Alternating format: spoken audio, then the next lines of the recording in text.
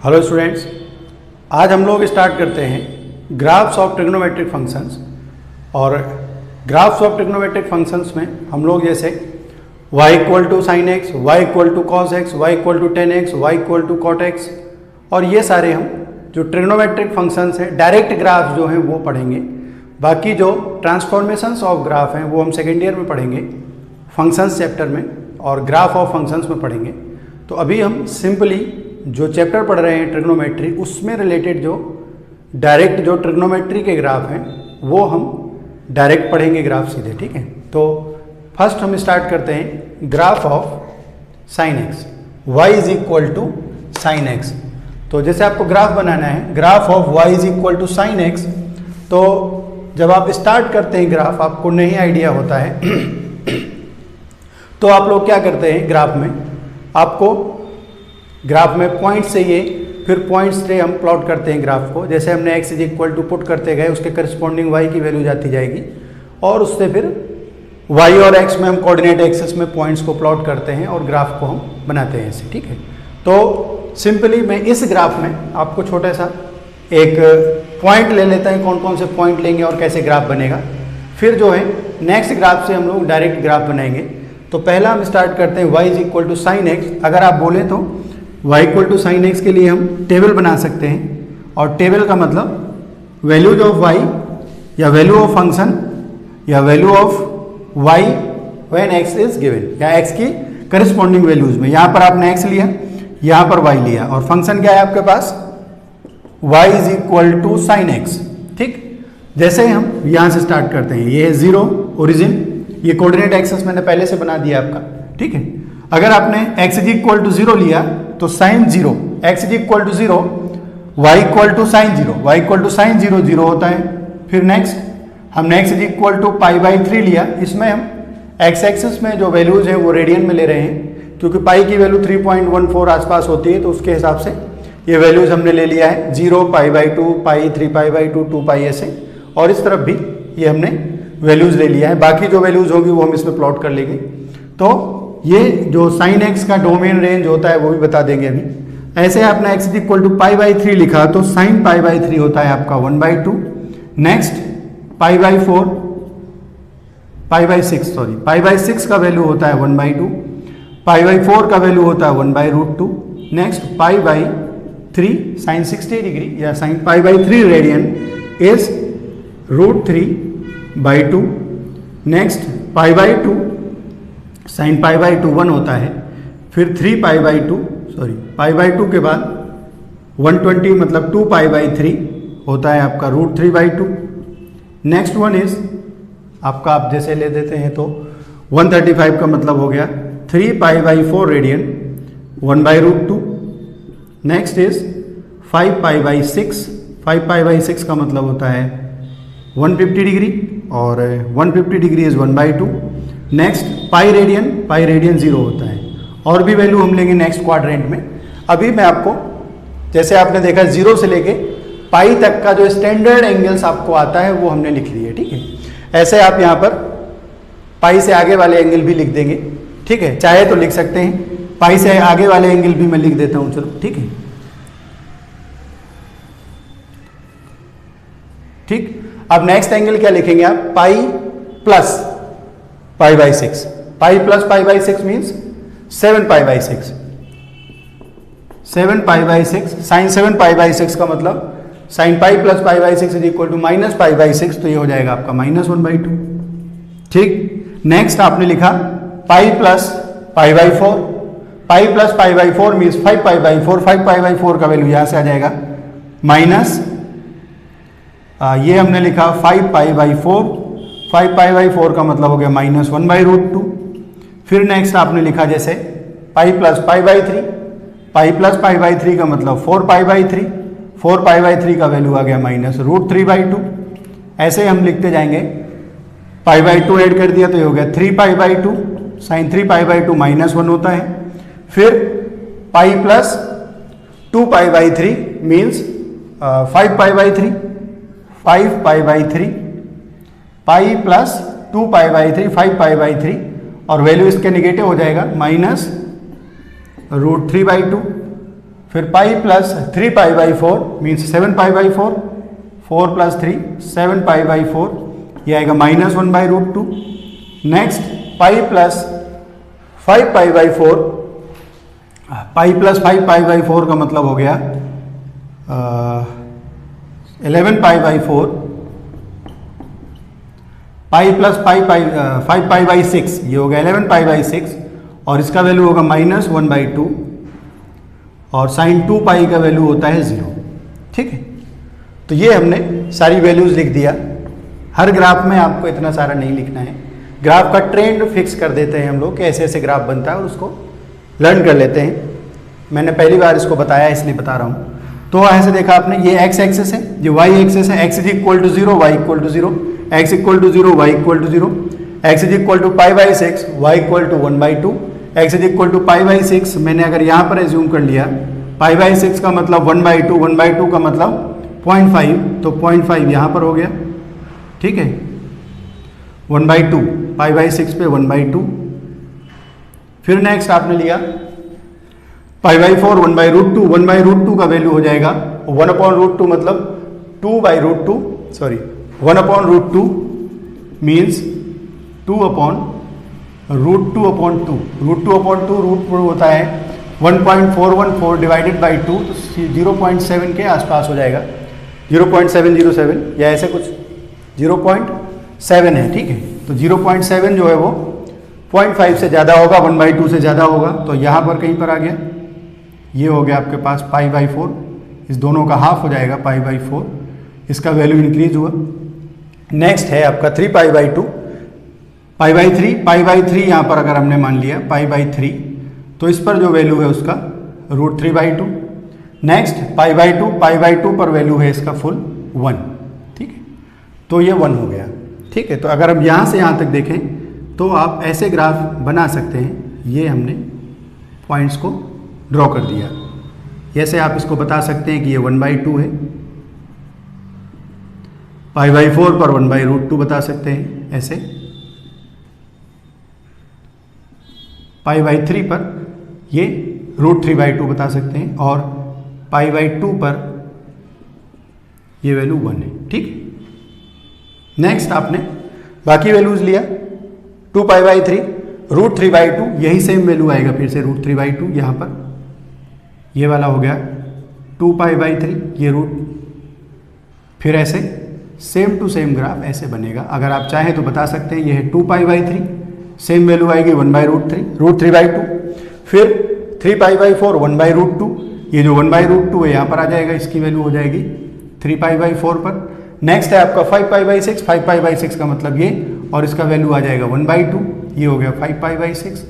ऐसे आपने 0 से लेके पाई तक वैल्यू इसका बना दिया है, मतलब 0 से लेके पाई बाई 2 तक इंक्रीज हो रहा है, बढ़ रहा है वैल्यू, पाई बाई 2 से लेके पाई तक डिक्रीज हो रहा है। ऐसे नेक्स्ट आप ये सारी वैल्यूज फिर से बनाएंगे नेगेटिव में, तो सेम ऐसा ही ग्राफ बनेगा।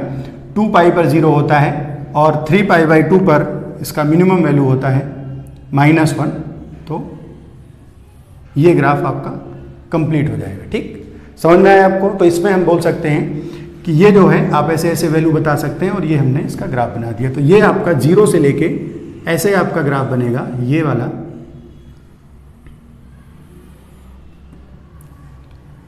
तो 0 से 2 पाई तक आपका y is equal to sine x का ग्राफ हमने बना दिया। 3 पाई बाई 2 पर इसका मिनिमम वैल्यू होगा यहाँ पर -1। तो साइन x जो है उसके लिए हमें चाहिए पहली चीज़ डोमेन।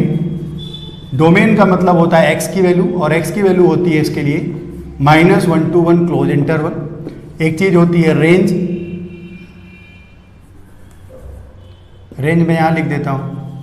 रेंज का मतलब होता है y की वैल्यू देखो यहाँ से यहाँ तक आपका वैल्यू -1 से 1 है, तो ये रेंज हो गया इसका, y बिलोंग्स टू -1 to 1। और इसका जो डोमेन होता है x की जो वैल्यूज़ है, x की ऑल वैल्यूज़ के लिए साइन x डिफाइंड होता है, तो साइन x का जो डोमेन है वो हो जाएगा आपका x बिलोंग्स टू रियल। ये आपका रेंज और डोमेन हो जाएगा। फिर ये जो ग्राफ है sine x is a periodic function, sine x is a periodic function.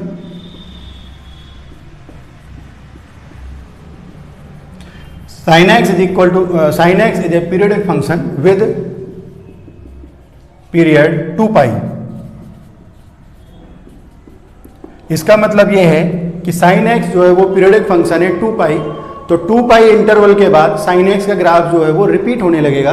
तो इसका मतलब 0 से 2 पाई तक आपने जो ग्राफ बनाया है फिर से वही ग्राफ रिपीट होने लगेगा। मतलब साइन 2 पाई प्लस थीटा फिर से साइन थीटा होता है। तो जैसे आप लिखेंगे sine 2 pi plus pi by 6 pi by 4, तो वही वैल्यू सेम आने लगेगी।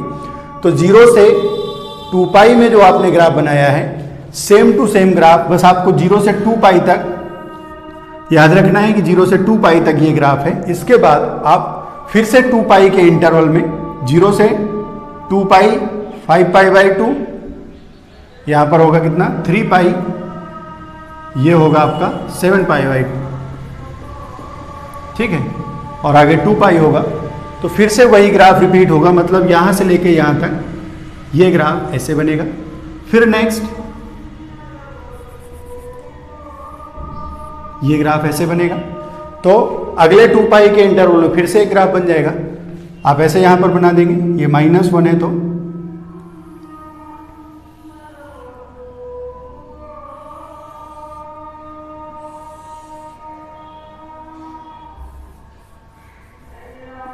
ये आपका -1, ये +1,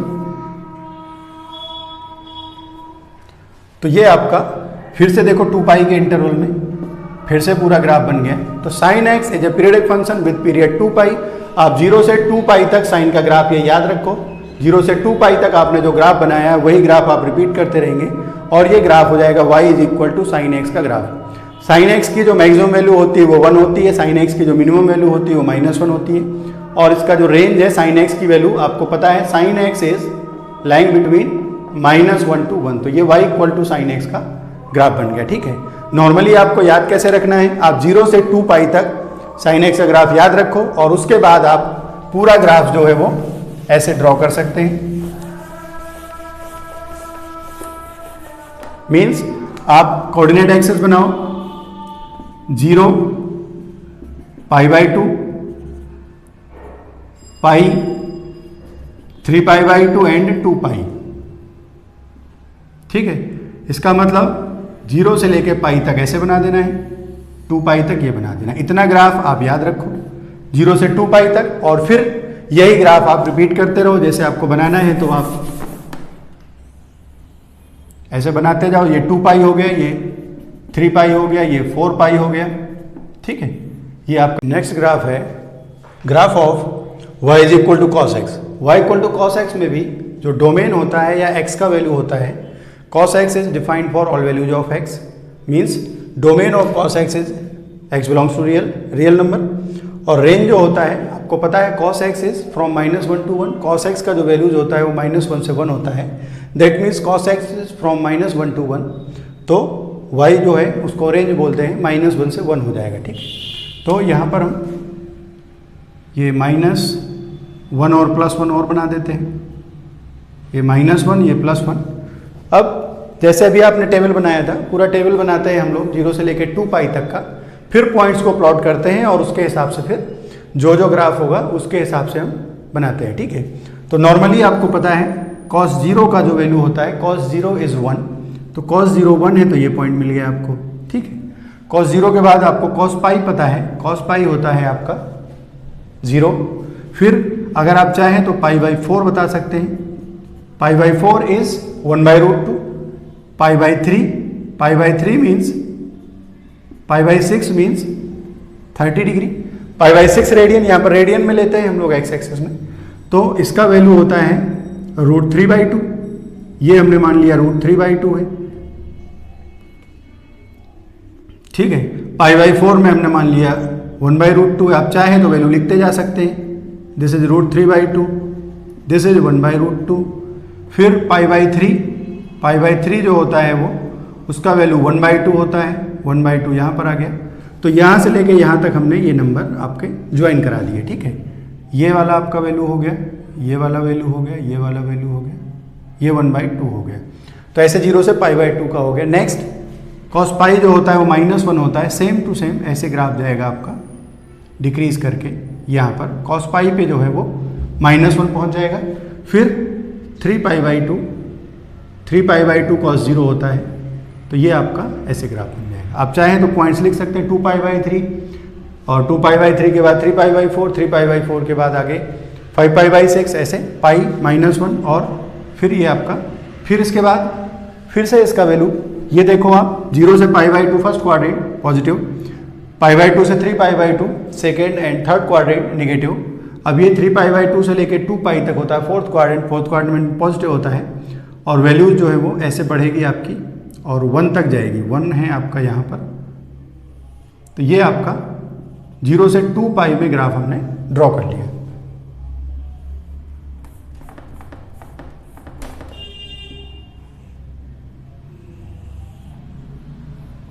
ठीक है।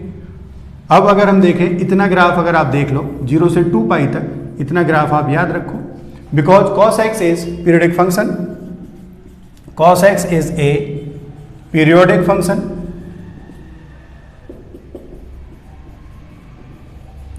With period 2π। cos x एक पीरियोडिक फंक्शन है जिसका पीरियड 2π है। तो नेक्स्ट यहां से लेके यहां तक जो ग्राफ आपने बनाया है सेम टू सेम ग्राफ यही फिर से रिपीट होता रहेगा। ये 1 है और यहां से ये 0 हो जाएगा, ये -1 हो जाएगा और फिर से ये 0 हो जाएगा और फिर ये यहाँ तक आपका ग्राफ ऐसे बन जाएगा। ठीक है। तो ये हो गया आपका 0 से लेके 2π तक, 0 से लेके 2π तक ये ग्राफ आपने बना दिया। फिर इसके बाद आगे ऐसे ग्राफ बना दिया। ऐसे आप इसका ग्राफ बना सकते हैं। ठीक है। π/2 पर 0,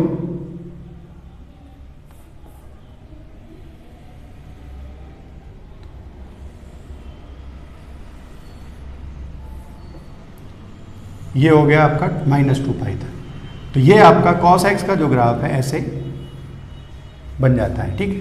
अगर आप 0 से लेके 2π तक की बात करें तो 0 से लेके π तक, ये 0 से लेके π तक cos x की वैल्यू लगातार डिक्रीज होती है।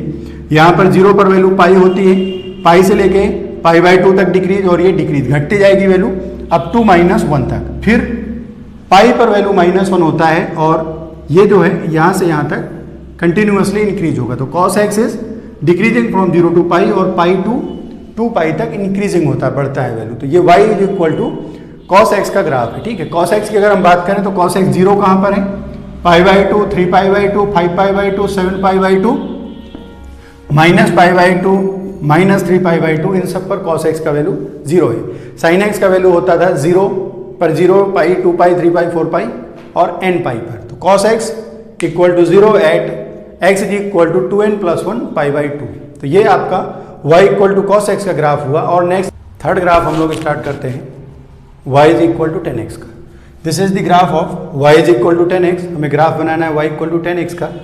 तो मैंने आपको बताया था हमेशा आपको नंबर लेना है और x और y प्लॉट करने। x इज इक्वल टू जैसे आपने लिखा π/6, π/4, π/3, π/2 ऐसे वैल्यू पुट करते जाएंगे और उसके करस्पॉन्डिंग जो जो पॉइंट आएंगे उसके हिसाब से आप ग्राफ बनाएंगे। फिर एक बार ग्राफ बनाने के बाद आप उसको लर्न कर लेंगे कि ग्राफ का पैटर्न क्या है और उसी ग्राफ को पैटर्न को हम याद रखेंगे। तो इसमें देखो 10x इज इक्वल टू होता है आपका, आपको पता है 10x इज इक्वल टू होता है sin x upon cos x। 10x is sin x over cos x। अब अगर आपने sin x over cos x लिखा तो cos x 0 नहीं होना चाहिए। अब cos x मैंने आपको अभी बताया था, cos x जो होता है वो 0 कहाँ पर होता है? cos π/2 पर 0 होता है, 3π/2 पर 0 होता है, 5π/2, -π/2, -3π/2। तो π/2 के साथ अगर आप देखें π/2 इंटू 1, 3, 5, 7 ये क्या है? ऑड नंबर है, odd multiple of π/2। 10x is not defined when cos x equal to 0।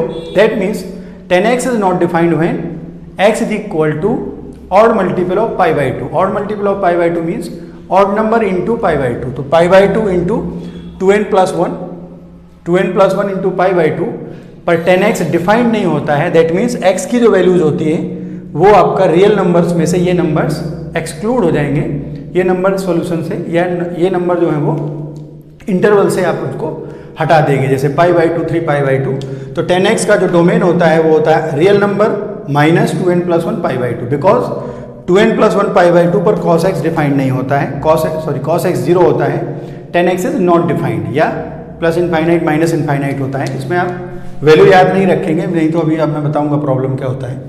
तो 10x is not defined at 2n + 1 π/2, तो 2n + 1 π/2 को हम उसके डोमेन से बाहर कर देंगे, ठीक है। अब इसमें हम शुरू करते हैं। π/4 पर अगर हम बात करें तो 10 π/4 यहाँ पर होगा। 10 π/4 जो होता है वो कितना होता है, π/4 पर 1 होता है, ठीक है। ऐसे आप और भी नंबर लिख सकते हैं। π/3, π/3 पर होता है √3/2, √3/2 जो होता है वो √3 होता है। 10 π/3 इज √3, तो √3 और ज़्यादा हो जाएगा। ऐसे अगर आप देखें तो π/6 जो होता है 1/√3 होता है, वो 1 से कम आएगा। तो जो 10x का ग्राफ है वो ऐसे आएगा आपका। ये फर्स्ट क्वाड्रेंट हो गया, ये फोर्थ क्वाड्रेंट हो गया, और 0 से -π/2 पर 10x जो होता है वो निगेटिव होता है। तो 10x का इस इंटरवल में ग्राफ ऐसे हो जाएगा, ठीक है। 10 0 0 होता है, तो 10x का जो ग्राफ है तो वो ऐसे बनेगा। ये जो है यहाँ पर, ये इस लाइन को π/2 पर इसका वैल्यू प्लस इस साइड से अगर जाएंगे तो प्लस इनफाइनाइट की तरफ जाएगा। प्लस इनफाइनाइट कभी नहीं होगा, मतलब ये इस π/2 में कभी भी वैल्यू नहीं लेगा, ये ऊपर बढ़ता जाएगा अप टू इनफाइनाइट तक, ठीक है। ऐसे इस तरफ अगर हम बात करें तो ये माइनस इनफाइनाइट तक जाएगा। तो 10 π/2 को हम प्लस इनफाइनाइट नहीं बोलते हैं, ना माइनस इनफाइनाइट बोलते हैं। 10 π/2 इज नॉट डिफाइंड, ठीक है। नेक्स्ट, अब आपको क्या करना है, ये आपने -π से -π/2 से π/2 में जो ग्राफ बनाया है, इतना ग्राफ आप लर्न कर लो। This is total interval of pi. तो 10x is a periodic function with period pi. 10x is a periodic function with period pi. 10x एक पीरियडिक फंक्शन है जिसका पीरियड पाई है। इसका मतलब जो आपने -π/2 से π/2 के पूरे इंटरवल में एक पाई के इंटरवल में ग्राफ बनाया है, सेम टू सेम ग्राफ आपका जो है वो रिपीट होता रहेगा। दैट मीन्स अब अगर हम दूसरा ग्राफ बनाएं π/2 से लेके 3π/2 के बीच में अगर हम ग्राफ बनाएं तो इस रेंज में फिर से सेम टू सेम ग्राफ बनेगा जो आपने इसको बनाया है, ठीक है। ये भी आपका एक पाई का इंटरवल हो गया। फिर से अगर हम नेक्स्ट 3π/2 से 5π/2 का इंटरवल लें तो इस इंटरवल में भी सेम टू सेम ग्राफ ऐसे बन जाएगा। ये आपका 2π में 0 हो जाएगा। तो ये पाई के बात करें अगर हम, ये पाई का इंटरवल हो गया, फिर ये पाई का इंटरवल हो गया, फिर ऐसे 3π/2 पे 0 होता है। ऐसे ग्राफ इसका हमेशा बनता रहेगा, रिपीट होता रहेगा। तो ये 10x का ग्राफ है आपका। यहाँ पर भी आप बना सकते हैं ऐसे, -π पे 0 होगा, तो आप ऐसे इसको याद रख सकते हैं, ठीक है। आपको इतना ग्राफ जो बता दिया -π/2 से π/2, इसको याद रखो। फिर पाई के इंटरवल में 10x जो होता है पीरियडिक फंक्शन होता है। 10x is a periodic function with period pi. तो 10x का जो ग्राफ है वो पाई के इंटरवल में लगातार रिपीट करता रहेगा, सेम टू सेम ग्राफ बनता रहेगा। एक चीज़ और आप देख सकते हैं, 10x का जो वैल्यू है, अगर 0 पे देखें 0 है, यहाँ पर देखें तो 1/√3 है, यहाँ पर 1 है, यहाँ पर है √3, ऐसे इनफाइनाइट ये π/2 पर प्लस इनफाइनाइट की तरफ जाएगा। तो 10x की वैल्यू जो है वो कंटिन्यूसली इंक्रीज हो रही है। इस रीजन पर भी देखें तो भी इंक्रीज हो रहा है। तो 10x is always increasing function in its domain. अगर हम इस रेंज में बात करें, इस डोमेन में बात करें, x belongs to real number -2n + 1 π/2 पे बात करें, तो ये जो ग्राफ है, ये ग्राफ जो है वो ऑलवेज इंक्रीजिंग है। यहाँ पर भी ग्राफ ऑलवेज इंक्रीजिंग है, यहाँ पर भी ग्राफ ऑलवेज इंक्रीजिंग है। तो 10x is always increasing function, ठीक है, is increasing in its domain. उसका जो डोमेन है, जहां जहां पर डिफाइंड है, उस पूरे इंटरवल में 10x इंक्रीजिंग होता है। एक चीज और इसमें, जैसे आप π/2 पर देखोगे, π/2 से पहले वैल्यू देखो तो ये जा रहा है प्लस इनफाइनाइट की तरफ, π/2 के बाद में वैल्यू देखेंगे तो ये जाएगा माइनस इनफाइनाइट की तरफ।